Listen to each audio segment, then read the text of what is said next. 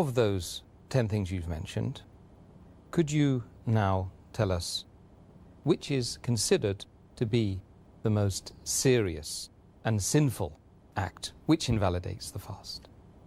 The act which is the most sinful and most serious amongst all of them which invalidates the fast, it is sexual intercourse.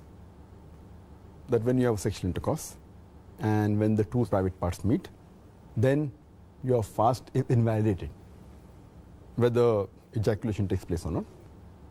And you have to repent for that.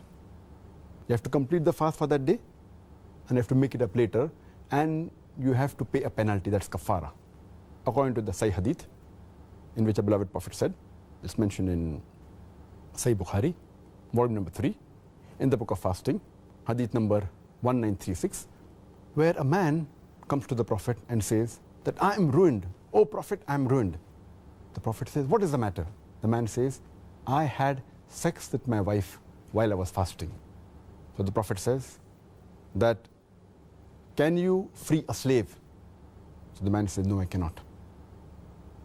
Then the Prophet asks, can you fast consecutively for 2 months? Can you fast continuously for 60 days? The man says, no, I cannot. Then the Prophet says that, can you feed 60 poor people? And the man says no, and the hadith continues.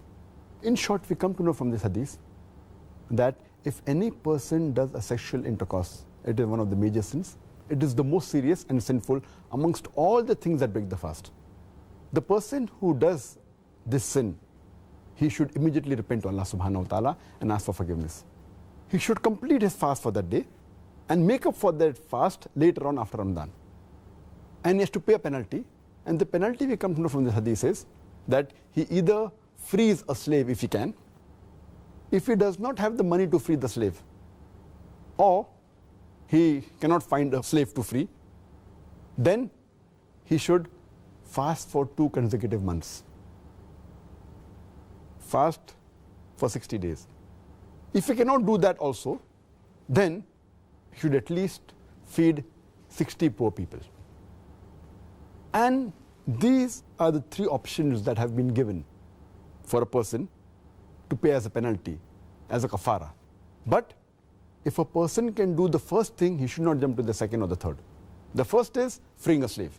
If he cannot do that, if he doesn't have the money or cannot find a slave, then he can go to the next option, that is fasting consecutively for 60 days.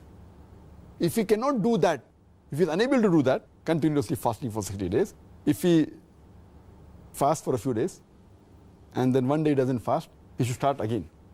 He should fast consecutively for 60 days. If he doesn't have the capacity to do that, then what he can do is he can feed 60 poor people. And each poor person should be fed with approximately half sa. Each sa is equal to 3 handfuls of outstretched hand of wheat. So half sa per person, or the food that is there of the land.